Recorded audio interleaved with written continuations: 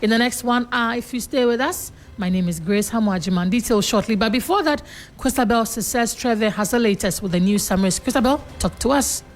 The National Health Insurance Authority has reinforced its commitment to tackling kidney disease in Ghana, revealing that over 6,000 patients have received support under the National Health Insurance Scheme. This was disclosed at a public health forum held in Accra to mark World Kidney Month, where stakeholders highlighted the growing burden of kidney disease and the need for preventive action, early detection, and expanded access to treatment. The Chief Executive Officer for the National Health Insurance Authority, Dr. Victor Asare-Bampo, has urged the staff of the authority to handle the authority's resources diligently and maintain them for equity and service delivery. According to Dr. Bampo, the authority is deliberately investing in solutions that are sustainable, context-specific, and responsive to the realities of the ground. The First Lady of the Republic of Ghana, Lordina Mahama, has urged international leaders to prioritize child safety, arguing that digital technology presents both unprecedented opportunities and significant risks to young people worldwide. She was addressing the Fostering the Future Together Global Coalition Summit in Washington, D.C., where she thanked the U.S. First Lady, Melania Trump, for convening the gathering and shared a personal anecdote illustrating technology's dual nature. Finally, the Court of Arbitration for Sport has officially confirmed that it has received an appeal from the Senegalese Football Federation following the controversial decision to strip Senegal of the Africa Cup of Nations 2025 title. The appeal is directed against both the Confederation of African Football and the Royal Moroccan Football Federation after CAF ruled that Senegal had forfeited the final. The decision came after a walk-off incident during the decisive match, with Morocco subsequently declared 3-0 winners and crowned champions. And all these are on our website, 3news.com. I am Christabel Success Trevor. Grace, over to you. Thank you, Christabel, for the news summaries. Let us now move into the details of the bulletin tonight, beginning from that violent clashes in Nkwanta South in the Oti region, which has led into the death of 5 people. The development has caused the Inspector General of Police, IGP, to, as a matter of urgency, deploy heavy security reinforcement, including armored vehicles and personnel from the National Police Operations Unit to the area. The violence is linked to renewed ethnic tensions and a chieftaincy dispute causing instability in the Nkwanta South municipality. The conflict has led to destruction, including report of houses being burned, causing residents to flee. It is not clear what sparked the latest round of violence, but police say 5 bodies have been recovered in the aftermath of the attack. Let's get some detail on this. And Joseph Awal Entry is Municipal Chief Executive of Nkwanta South. He's joining us on the phone for a conversation. Mr. Entry, thank you for your time tonight. Can you first confirm the current situation in Nkwanta South following these renewed clashes? Well, good evening to you and your cherished listeners. Right. I would say for now, calm has been restored thanks to the quick response from the IGP, the Interior Minister, and then all stakeholders in the security apparatus. I would say things are a bit calm now, and security is tight currently in Nkwanta. What briefing have you received so far regarding what led to this violence? Well, it's not something new. It's been there since 2023. 2025, we try to engage the stakeholders, the chiefs, the opinion leaders, the youth in the peace building.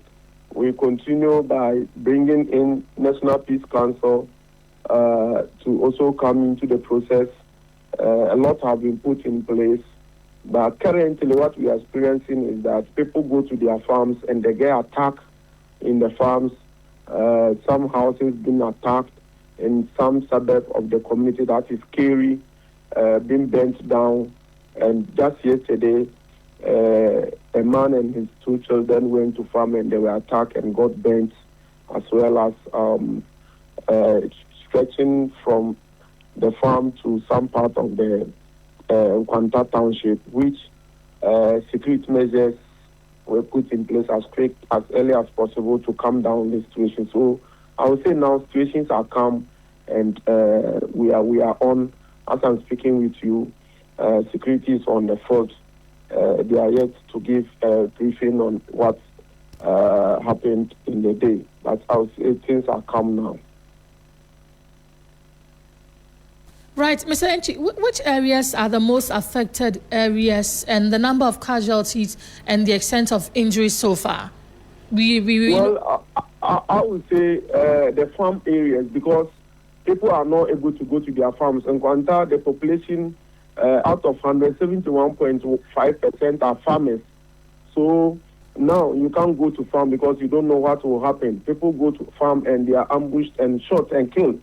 So right now, as I'm speaking to you, it's very difficult for people to go to their farms.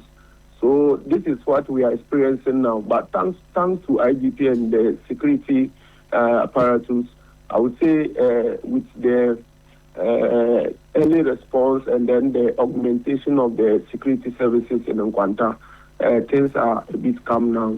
We are still working around the clock to get more men to beef up with what we have as at now to take over the flashpoint and make sure people can live their life freely. Are you satisfied with the current security reinforcements arrangements in the area? Do you think it can contain the situation? Yes, for sure. With the presence of the deployment from IGP and then the military deployment that is coming, I think we are on course, and we are hoping to receive more so that we can augment and handle the issue as it's supposed to be handled. So I think for now, situations are being calmed. We are still following up the process to see to it that things will be calm and then the total peace will be restored for citizens. Mr. Nji, so you are the MC for the area. You are, these are communal people that you know so much. Apart from the deployment of police, what more do you think we can do to bring all of these issues to an end? I know your area has been under curfew for 2 years and counting. What do you think? What more should we do, or what haven't we done to solve the situation? Well, a lot of engagement we started since 2025. We engage the youth, we engage the chiefs, we engage the opinion leaders, people who matter, to make sure we bring a lasting peace.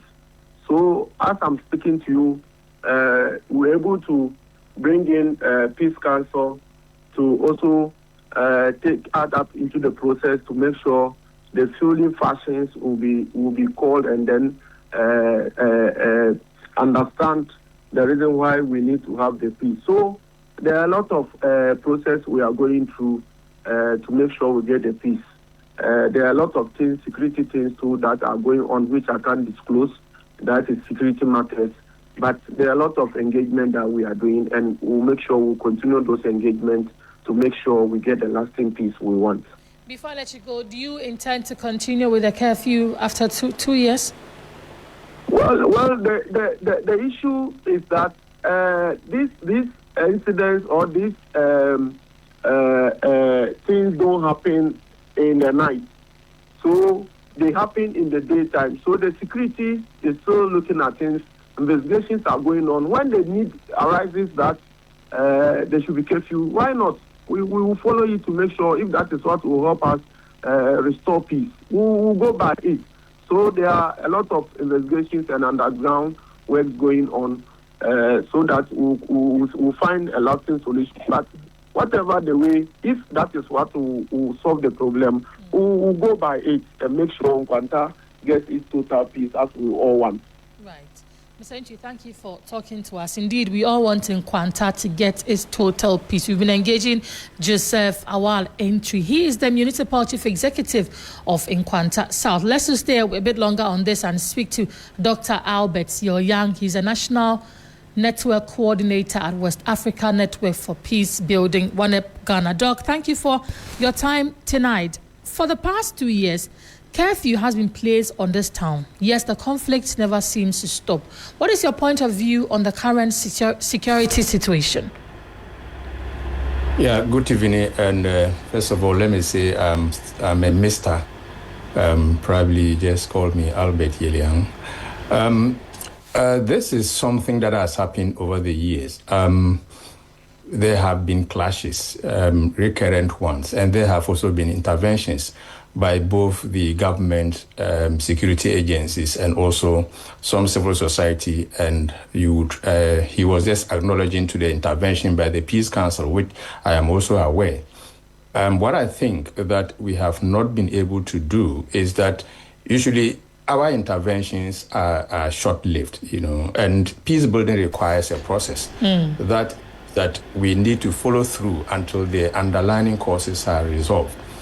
First of all, the dispute over the issues, for example, land, chieftaincy, have there been some conclusions on them? And that's where usually when they are not resolved and the population is reconciled, you would always have some of these recurring. And that's why probably despite the presence of security within the day, these things have occurred.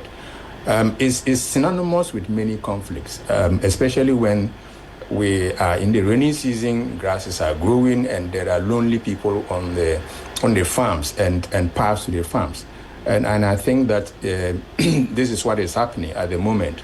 And that requires a lot more expansion of the presence of the security and re-engagement on dialogue with the populations. It's unfortunate that some people have lost their lives at this time, and our condolences to those who have lost the families of those who have lost their lives. And we should continue to re-engage the people. And intelligence is very important at this moment.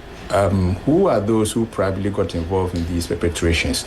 If the security apparatus, as we know they are present at the moment, are able to get to the bottom of this, to find out who are those who are doing this, get them through the due process of law.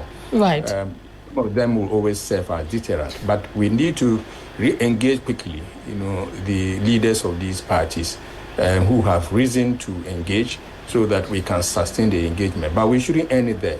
We should make sure that at least there are resources available for the stakeholders who can intervene on this matter so that we get to a conclusion. Otherwise, we always have these things recurring. So, Yang, you mentioned that we should continue with engagement, but it has been going on for a while now. What should be the areas of the engagement? What areas should we be looking at while we're doing these engagements so that it sticks with the people and they come to buy into the sermon of peace that we preach during these engagements? It looks like the engagements are going on and yet people are still dying. Yes, so there are land disputes. Some of the past incidents that we have had, the reports on relate to disputes over land boundaries and legitimacy and all that. There are also issues of chieftaincy succession, and the engagement dialogues need to identify what really are the reasons for the these disputes, and what concrete paths should be determined and agreed upon by the parties so that once there are agreements, commitments to those agreements, timelines are set, for them to follow through in the implementation of those agreements.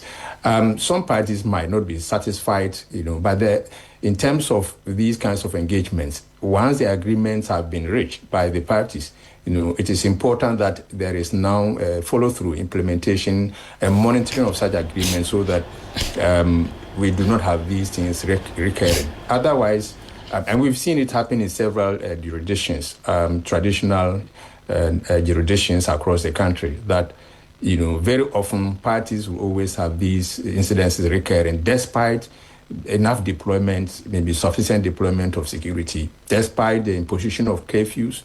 Once the issues have not been resolved, we will always have these things. And even when they are resolved, we need to reconcile the populations, the parties. Otherwise, some people will still have reason to engage in violence because the pent-up feelings usually will remain with the people Some might agree on the surface, but still unsatisfied about the outcomes of, some of these engagements or processes that might have been deployed.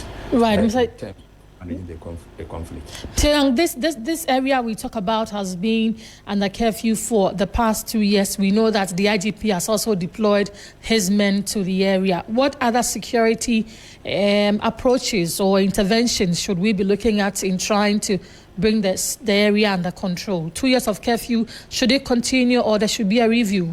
What changes security-wise do we need? If probably the intelligence, that they might gather would mean that there is a review of the curfew so that it is stringent enough to prevent some of these actions, that should be it. The other thing is that it's kind of difficult at this moment when there are kind of sniper attacks along the paths, lonely areas where individuals are attacked on farms and all that. It's usually very difficult, and that's where there is a need for a lot more expansion in terms of intelligence gathering, so that if there are miscreants, people who are probably having a semblance of, or the potential to engage in violence, killings and all that, all these people should be brought should be arrested and taken through the due process of law, or even maybe if they know that the security is trailing them and is aware of their potentials, they may be deterred from engaging in actual violence. So that's one. The other thing is trying to unite the populations, to let them have reasons not to engage in violence, so that everyone serves as a monitor of the community, and they open up, conversations. Very often when people don't talk, and it's only probably the leadership of these conflict parties are the ones talking, the conversation doesn't go down to the rest of the population. So it's also important to engage the rest of the populations on what do you call non-violence approaches, conflict sensitivity and all that, so that they know that when certain things are happening, it is likely that there is a potential for violence to occur or somebody to engage in violence. So early warning on the ground is very important, and this should involve members from the parties and some other neutral persons, so that they can complement the efforts of the security in terms of intelligence gathering. That would be very important. Mr. Yang, thank you for talking to us tonight. Albert Yang, he's been talking to us about what more we can do to bring peace to Nkwanta. He is the National Network Coordinator at West Africa Network for Peace Building, WANEP Ghana. This is the Hot Edition on 3FM 92.7. If you have interest in pursuing a law education in Ghana, or you want to become a lawyer, my next story will be of utmost importance to you, because Parliament has passed the Legal Education Reform Bill 2025 in a landmark move that ends the monopoly of the Ghana School of Law as a sole provider of professional legal training in the country. The bill, which received bipartisan support, seeks to expand access to legal education by allowing accredited public and private universities to offer professional law programs. It also establishes a council for legal education and training to regulate the sector, set standards, and oversee curriculum development. A key feature of the reform is the introduction of a law practice training course to be run by accredited institutions. They can also focus on practical, skills-based training and prepare candidates for a newly introduced national bar examination. Under the new system, holders of an LLB or other approved law degrees must complete the training course before qualifying to sit the bar exam. Here's Attorney General and Minister for Justice, Dr. Dominic Ayeni, moving the motion for the bill to be read the third time and passed. Right Honourable Speaker, I beg to move that, notwithstanding the provision of Order 172, Sub-Order 1 of the Standing Orders, which requires that when a bill has passed through the consideration stage, the third reading thereof shall not be taken until at least one sitting day has elapsed. The motion for the third reading of the Legal Education Bill 2025 may be moved now. I so move. Honourable members, motion ably moved. Any seconder? Speaker, I rise to second the motion. Motion moved and seconded. It is for the consideration of the House. This is a procedural motion. I will therefore put a question. As many as are in favor say aye. Aye. Those against say no. The ayes have it. The motion is adopted. Now, consequential motion number 20, Attorney General and Minister for Justice. You have the floor. Right Honourable Speaker, I beg to move that the Legal Education Reform Bill 2025 be now read the consideration of the House. I'll put a question. As many as are in favor of the motion say aye. Aye. Those against say no. Honourable members, the ayes have it. The motion is adopted. An act to establish the Council for Legal Education and Training to regulate legal education in the country, provide the curriculum and standards for legal education, and provide for related matters. Members, that the Legal Education Bill 2026 is duly read for the third time and accordingly passed. Indeed, motion for the bill has to be read third time and passed. But though the Majority Leader Mahama Yariga and Minority Leader Alexander Penyumakin loaded the passage of the bill, we can listen to them. Mr. Speaker, let me thank colleagues for their industry and the work, the diligent work that they have done to ensure the enactment of this bill.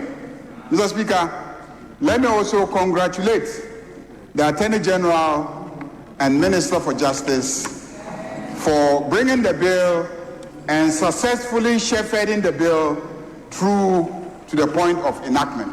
Mr. Speaker, this was a major campaign promise of the National Democratic Congress.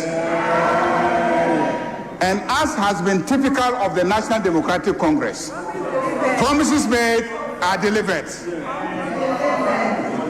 We've made promises and we are delivering on those promises.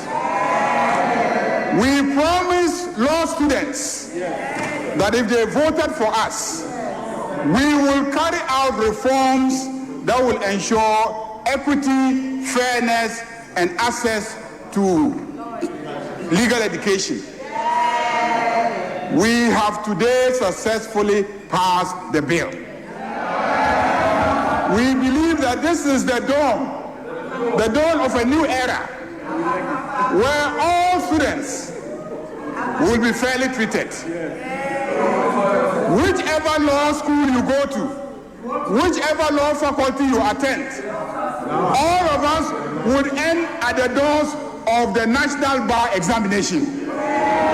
All of us, whether you went to Lagos, or you went to UDS, or you went to UCC, or you went to Winneba, wherever you went to law school, we will all end at the same place, which is the National Bar Examination. And it is there that lawyers will be determined. This is a promise that the NDC made, and we have kept the promise, and want all to witness that we have kept the promise. Mr. Speaker, let me conclude by once again congratulating the Attorney General and Minister for Justice for bringing the bill expeditiously to this House. I've participated. This is not a bill that identified with a particular party. I concede, indeed, that they made it a campaign promise. I concede. And I'm happy that as leader of the House, he is sharing the success story of his government. What else can a leader say when he has succeeded in making sure a thing like this has happened? The Speaker, however, they equally promised that there will be women banking. Mr. Speaker, that they were going to set up a bank for women. Mr. Speaker, we've done with year 1. Year 2, we have not seen the Women Bank. 2 have participated. This is not a bill that identified with a particular party. I concede, indeed, that they made it a campaign promise.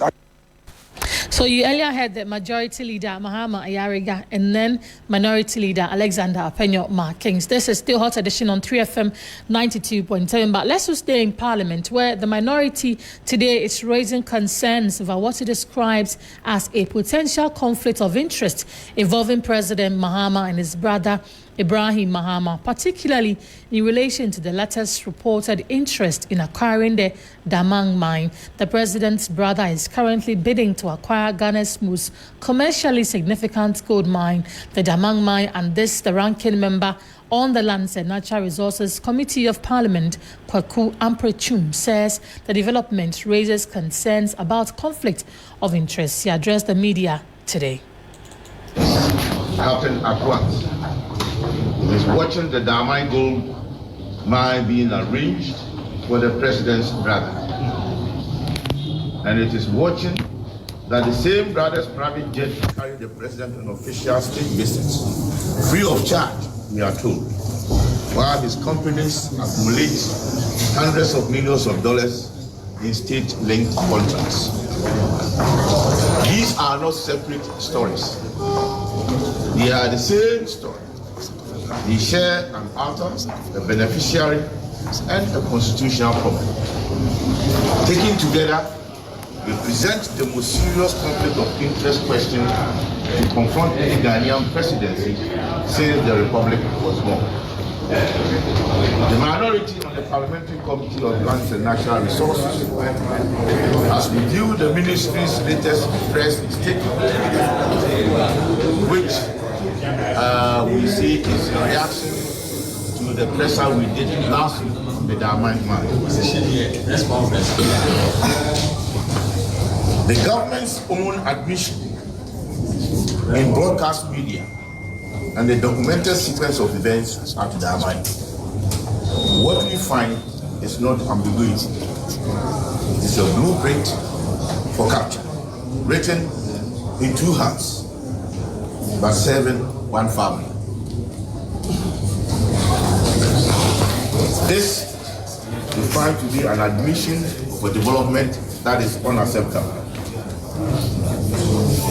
In the use of the president's brother's jet, as we speak, we don't know how much the state is paying. The government stated arrangements is as follows. The state pays. You had the ranking on the Lands and Natural Resources Committee of Parliament, Kwaku Amprechum. They're moving away from Parliament. Amnesty International is calling for what they describe as a purposeful enforcement of the reparatory justice for Africans. The call follows a vote in which 123 countries backed Africa's call for reparations over the historical injustices of slavery. Board chair of Amnesty International Ghana chapter says the countries must meaningfully and voluntarily support the implementation. Accountability, the first step is to recognize that the slave trade shouldn't have actually happened. The second is to put in mechanisms to, one, apologize to Africa and people of African descent. And then the next stage is to look at reparatory mechanisms. We need to compensate Africa and people of African descent for the excruciating trauma they took us through. And this mechanism should be such that it should be meaningful and people should actually participate from their own point of view. It shouldn't be these countries deciding on what they want to do as a form of reparation to us. It should be a collective discussion as to what should constitute reparation to the people of Africa and the people of African descent. So that's what we are looking at. So the recognition is very important, but it shouldn't be just recognition. It shouldn't be just recognition. Beyond the recognition. From the conversations leading to the voting, we were not surprised that it happened that way.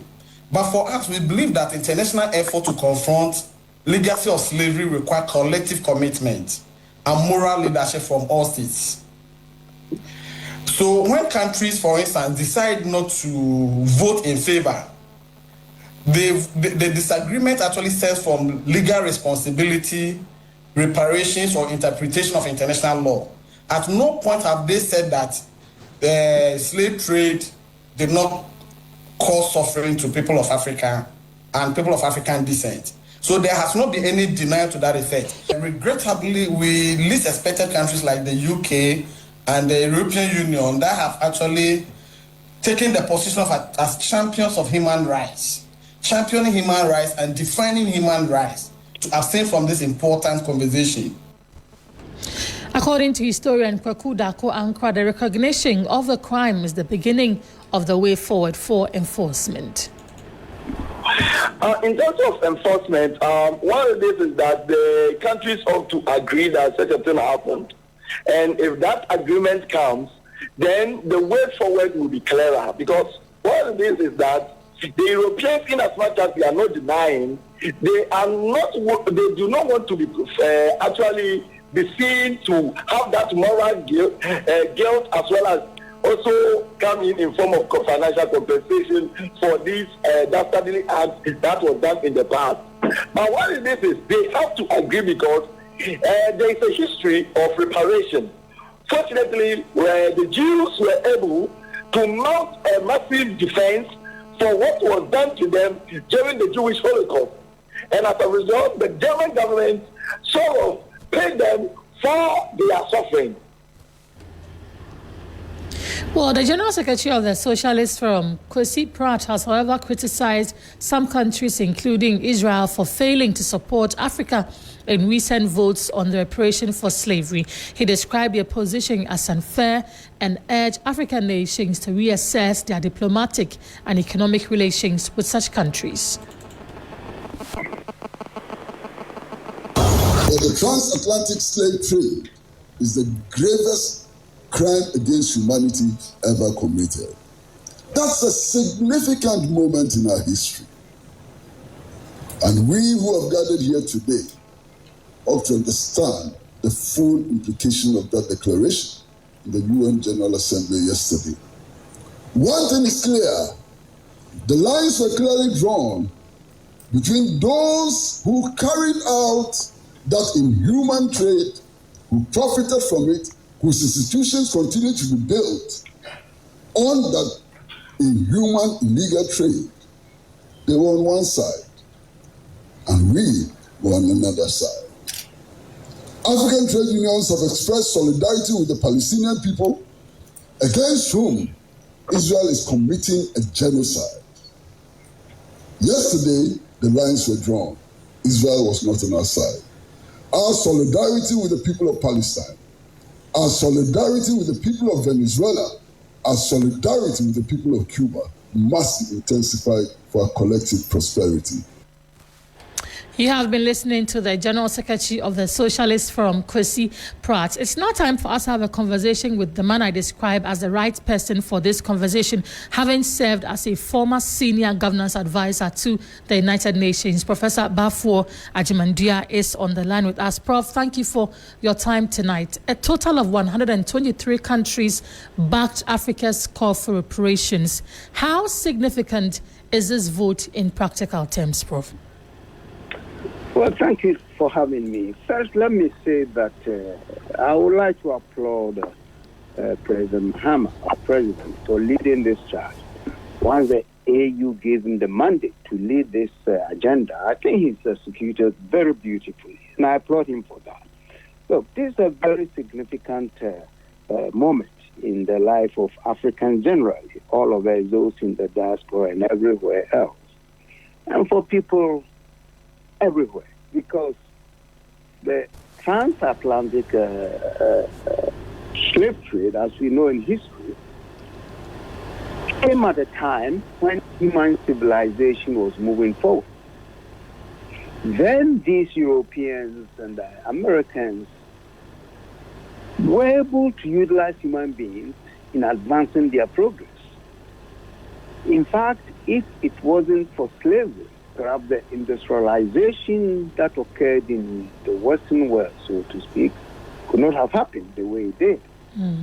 Because as you know, at that time, there weren't heavy machinery to move things, to dig holes, to do all kinds of things that today machines are doing. And they utilized the human power of Africans who were sold into slavery to do that. And what is worse is that they treated them not as human beings. If you know the history of slavery. So if today the world had decided to acknowledge this criminal act, I think we have to be happy. Right. It is unfortunate, but it didn't surprise me a bit.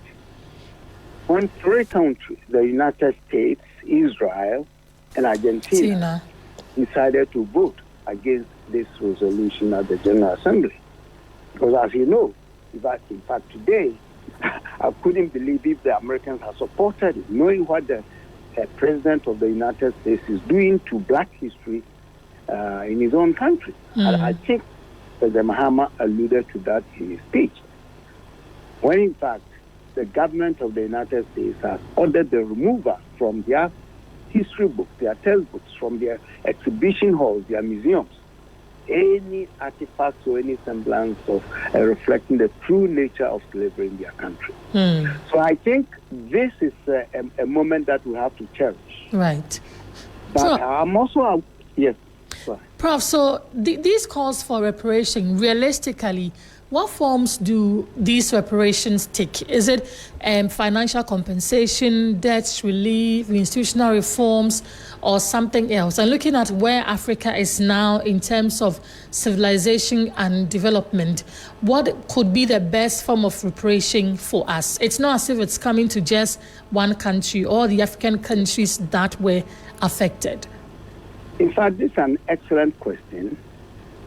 And it's an issue that has not gotten any consensus on how, if in fact the Western were to pay the where that go, how it's utilized and all. There's been very intense debate over that. And frankly, I don't have the answer as such. But I know that given the burden of indebtedness that African countries have to the West, it could be easily used to write off the billions of dollars that we will. This is my own thinking. Right. It can also be directed to introduce some serious infrastructure on the continent. We've been talking about maybe a railway from Johannesburg to Cairo, from Senegal to Addis Ababa. That is to say, cross-continental infrastructure like that.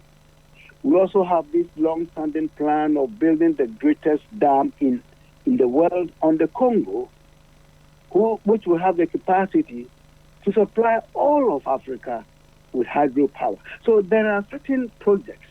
If African countries, their leaders can agree, we can decide to channel that amount into such a project that will be beneficial for all of Africa. But as I say, that decision is yet to be made, and that will be the most challenging part. It will test the unity of African people, African leaders on the continent. So we are yet to see first if the Western world will accede to the demand for reparation. Right. So that is number one. Once they say yes, then we can quickly also discuss and agree on how to utilize that amount, whether to be a form of a cash giveaway or investment in certain, as I said, continent-wide projects or anything of the sort that can spur Africa's rapid development.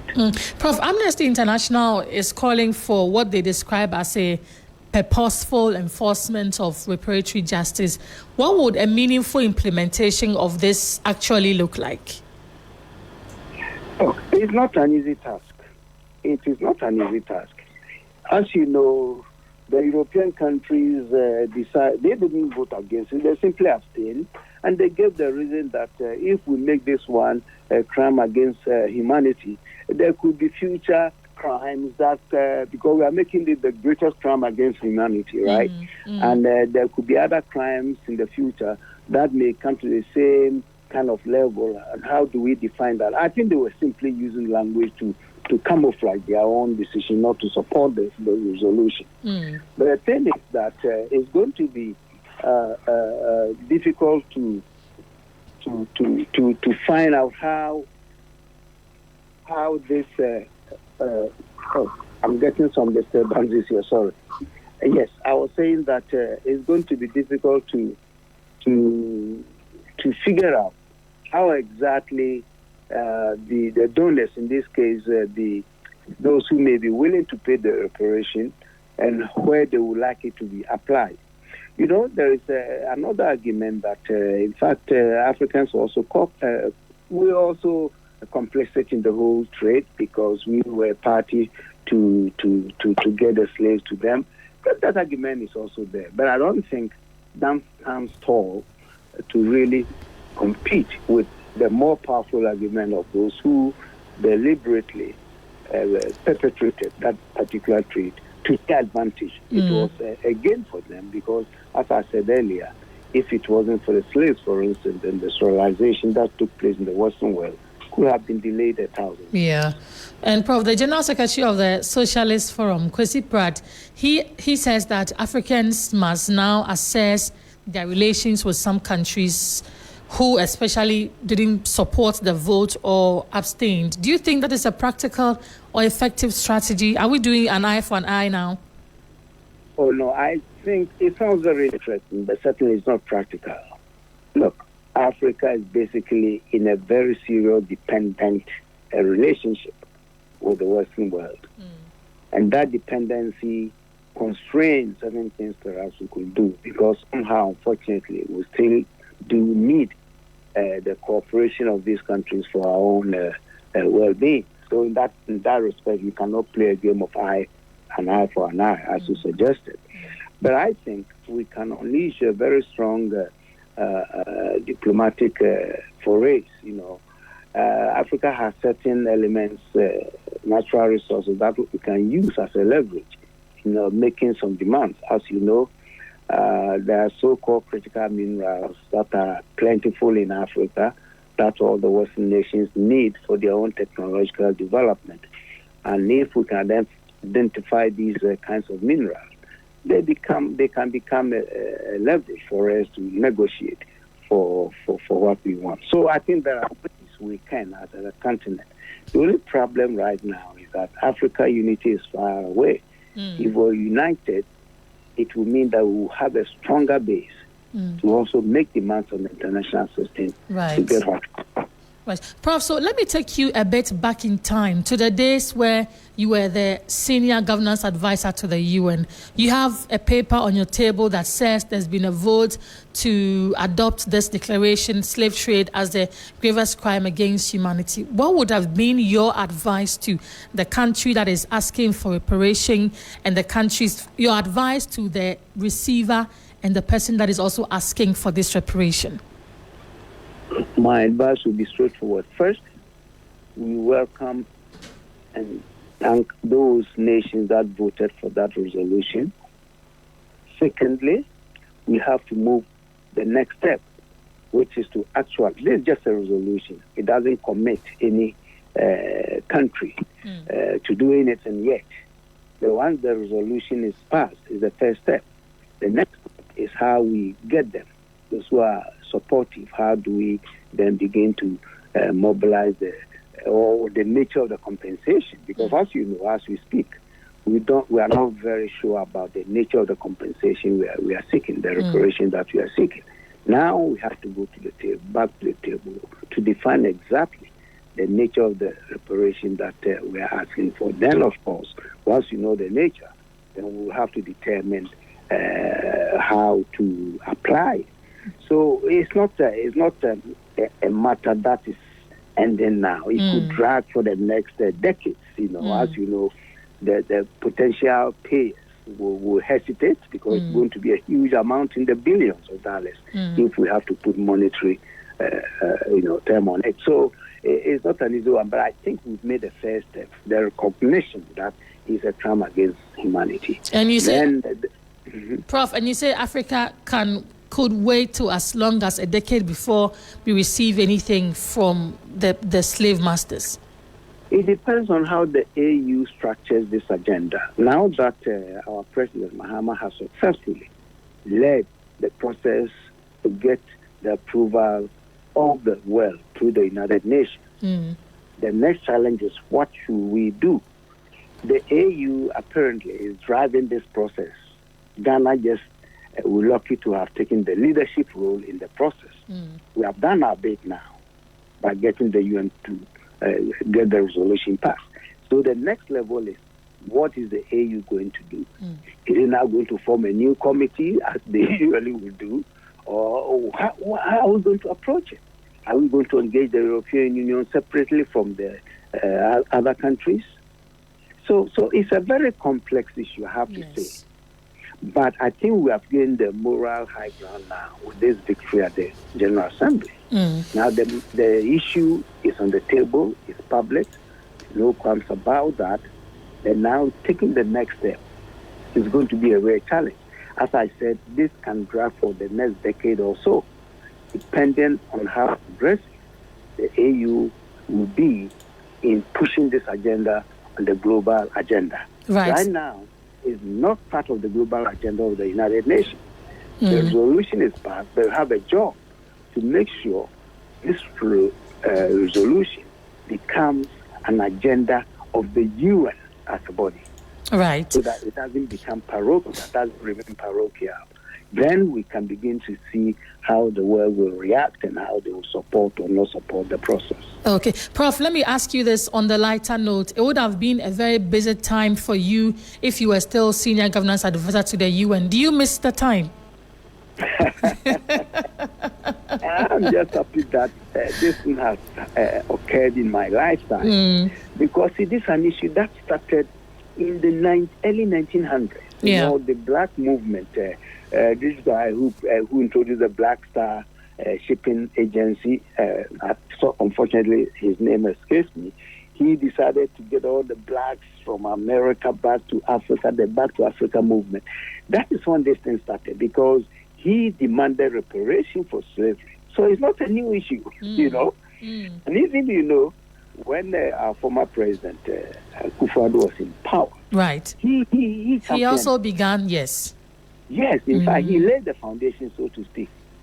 And I'm happy that President Mahama succeeded him and he has carried it forward to this level. You know, so Ghana has been, in that respect, has been a champion of African liberation for a long time. So this really has become more or less the icing on the cake. Yes. But we have to also respect those who started it in the early 1900s with the movement back to Africa and all that. I think this is a long-standing issue. That for the first time, the world has been told and they have recognized for at least putting this on the agenda of the Assembly.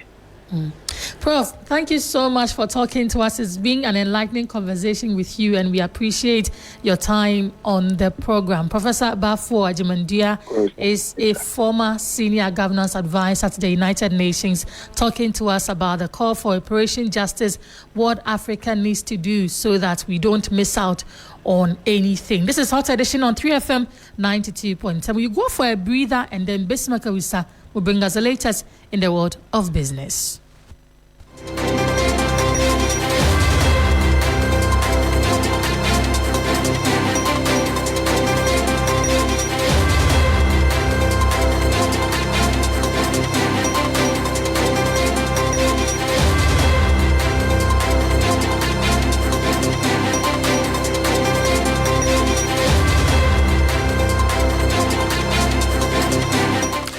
Hello, good evening, and welcome to the business segment on Hot Edition on 3FM 92.7 with me, Bismarck. Also coming up tonight, Ghana records 3 trillion cedis fintech transaction value in 2024, emerging as regional fintech powerhouse as transaction values triple GDP.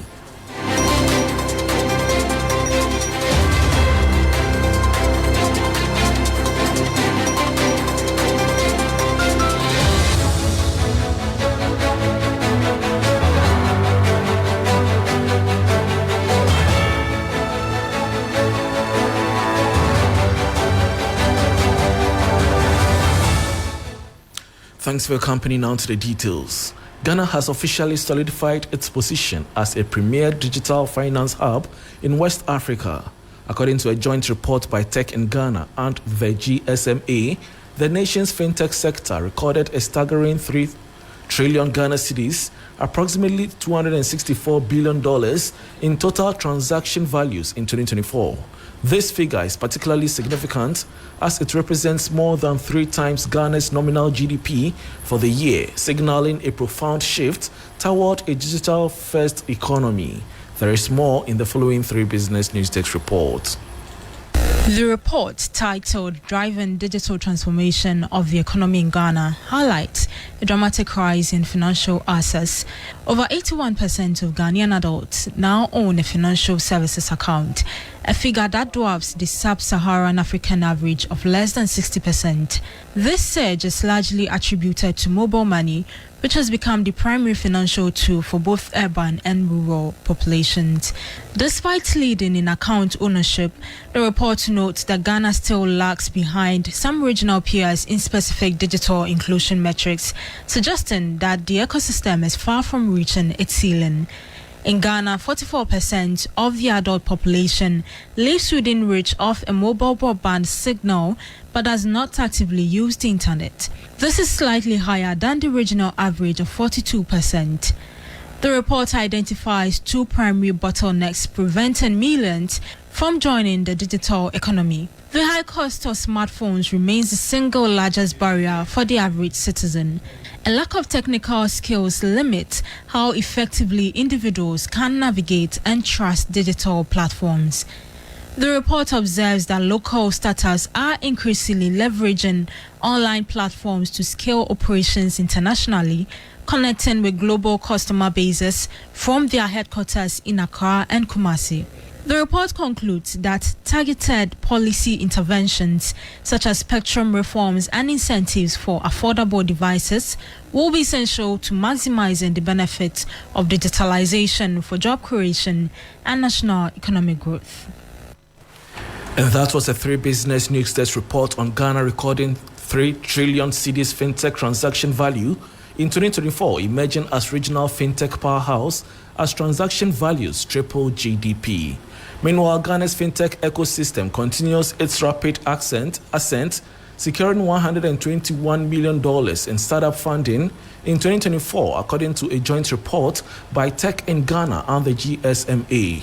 The report highlights a sophisticated landscape anchored by 25.3 million mobile money accounts, which processed a staggering 3 trillion cedis across 8.1 billion transactions last year. Supported by 87 innovation hubs and proactive Bank of Ghana reforms, the nation now boasts an 81% financial inclusion rate, far surpassing the regional average of 60%. While mobile money remains the primary engine for growth, the report credits high-level interoperability and a collaborative network of banks and global partners for sustaining this momentum.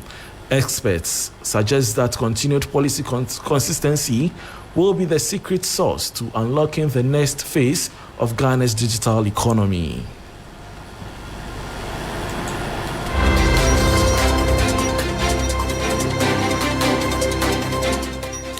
And that brings us to the end of the business segment on Hot Edition on 3FM 92.7 with me, Bismarck Ausa. For more business stories, please check out our website, 3news.com. Thanks for your company.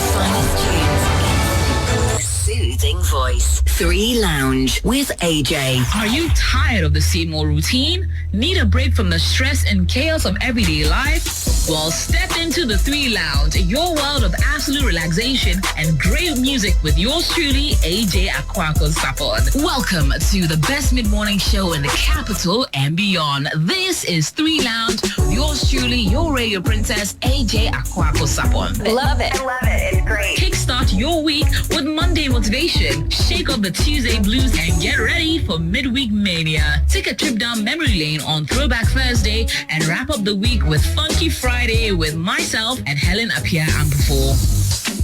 Plus, enjoy exciting celebrity interviews, insightful conversation, engaging discussions on topics that matter, and there's a boatload of fun and easy activations that reward and appreciate you, our loyal listener. If you're listening, we're manifesting money into your pocket this morning. Amen. Don't miss out on the excitement. Tune in to 3 Lounge every weekday morning from 10 a.m. to 12 p.m. with AJ Akwako Sapon, only on 3FM 92.7. It's my number one. 92.7 3FM, your urban lifestyle radio.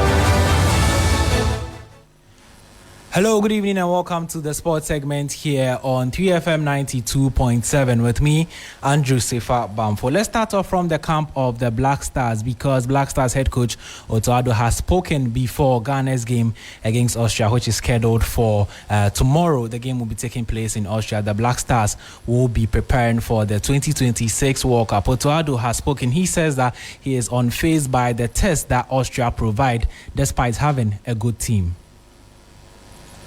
Modern days football, to be honest, everyone can beat everyone. I'm very, very sure. And I think we saw it at the last World Cup that there's no team to be underrated. And surely Germany is a high profile, but to be honest, I'm not thinking about Germany now. So for us, it's the full focus on Austria. We want to win every match we play, this is for sure. And now the full focus is on Austria. We saw what they do, we analyzed them well, and I'm very, very hopeful that the players will do it at the end. It's about them, and the focus on Austria, we know what to do. We now have to execute, and like I said, it will be an intense game, and this is what we're looking up to. And after the match, we will think about Germany. And so that was Black Stars head coach Otto Addo speaking ahead of Ghana's game against Austria. Let's still stay on that game because Black Stars captain and Jordan Ayew has also spoken ahead of the game. He says that the Black Stars are ready to take on Austria. We want to play for our country, we want to do well for our country, so every game is important. Even though we know these two games are really important, but even previously the other games were important as well, but just that sometimes it is what it is, you know. Coming to these two games, listen, tomorrow is going to be a tough game, Monday will be a tough game, so we'll do our best. I think we are preparing really well, you know, tactically, technically, physically, we're really look good, so let's see what happens tomorrow. I don't want to talk too much because obviously we've had a couple of days of training and what I've seen is positive, so we're ready for tomorrow, and we'll see if we can get a positive result because we want to get a positive result, and after Monday will take care of itself. And so that was Black Stars captain Jordan Ayew speaking ahead of Ghana's game against Austria. Remember that the game will be live on TV3. Remember that the game will be live on TV3 and on your TV. That's all for the sports segment here on Hot Edition. The news continues right after this.